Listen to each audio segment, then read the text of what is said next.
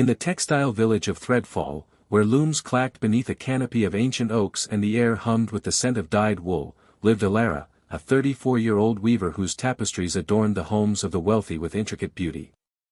Her workshop, Loomshade Cottage, was a sanctuary of threads and patterns, its walls hung with unfinished weaves and faded designs, each a testament to her skill. Elara's hands moved with precision, her eyes sharp with focus, yet beneath her craft lay a heart bound, her fate dictated since childhood by a domineering matriarch who wove her life's path and a silent father who surrendered to tradition. She believed her purpose was in obedience, her shadow, a buried yearning for choice, tangled in the threads, unnoticed. Her days were a rhythm of duty. Elara rose with the dawn, her shuttle weaving patterns for Threadfall's merchants and nobles, her work praised but confined. She gathered wool from the hills, her steps guided by expectation, yet each return to Loomshade Cottage brought a stifled sigh. The village square, alive with the hum of looms and chatter, felt restrictive, her shadow whispering, "Your thread isn't yours."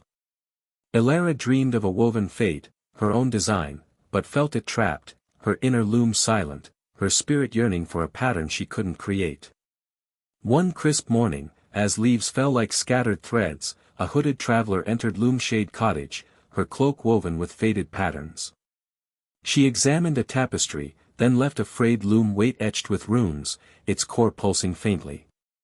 Inside, a note read, "Your fate lies within, Jung." Elara, who had once found Jung's writings in a trader's bundle, felt a spark of curiosity.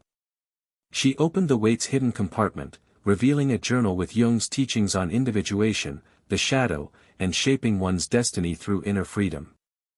The journal became her guide.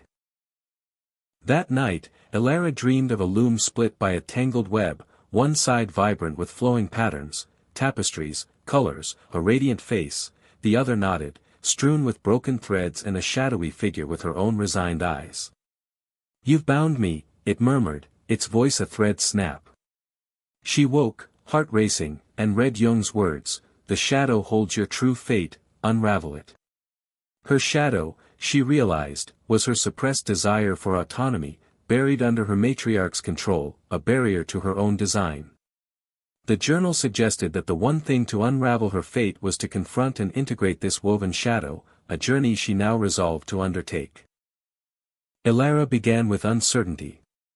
First, she revisited her craft, weaving a tapestry of her inner life, her matriarch's rules, her father's silence, her hands trembling, a faint pattern emerging as she faced her past.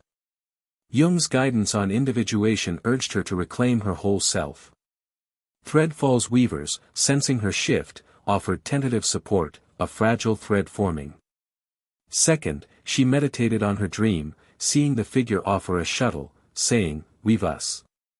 She woke, crafting a personal design, her focus sharpening, fate flickering. Third, she confronted her shadow, writing to her younger self, forgiving her matriarch's dominance and her father's passivity, her chest easing as obligation faded.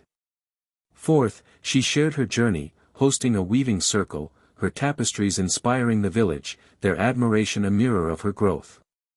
Her dreams evolved. At the loom, the web untangled, the figure merging with her, holding a radiant thread. "You are your fate," it said. Elara woke, embracing her anima, her inner feminine creativity, weaving with intuition, and her animus, her inner masculine will, shaping with purpose. She channeled the archetype of the weaver, crafting destinies, and the free spirit, breaking bonds. Loomshade Cottage buzzed, tapestries sold, circles filled, meals shared with friends. A reserved dyer, Torin, whose solitude echoed hers, joined her circles, his vibrant dyes a balm, his respect a sign of her emerging design. Shadows lingered. One stormy night, Elara dreamed of the loom breaking, the figure trapped, a voice roaring, "Your fate will fray." She woke, doubting, her hands clutching the journal.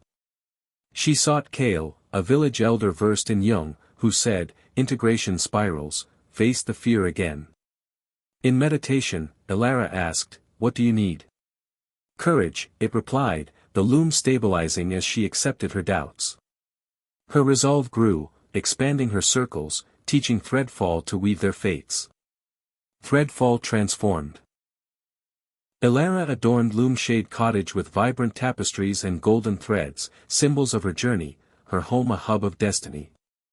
Her movement grew, with Torin and others thriving by crafting their paths, shifting from tradition to freedom. One bright dawn, a traveler, his cloak threadbare, entered seeking purpose, his eyes dim. Elara welcomed him, saying, "Your fate begins here," guiding with the journal, feeling Jung's truth. The one thing for unraveling fate is navigating the woven shadow, a lesson to guide all souls. The frayed loom weight remained on her shelf, its pulse steady, its pages worn but radiant, a beacon for seekers. As months passed, Elara and Torin's bond deepened, their shared evenings by the loom blending weaves and dyes, his colors complementing her patterns. Torin revealed his own journey of suppressed artistry, drawn to Threadfall by a dream of a pulsing weight, synchronicity at play. Together, they transformed Loomshade Cottage into a weaving school. Its walls a gallery of their integrated destinies, attracting those seeking autonomy. The village flourished. Kael initiated a youth weaving program, teaching the next generation to spin their own threads, his lessons filling Threadfall with creativity. Torin crafted dyes infused with Elara's thread patterns, their hues a symbol of unity, funding community projects. Elara noticed a shift, looms hummed softer, oaks swayed freer, as if Threadfall mirrored her unshackled fate.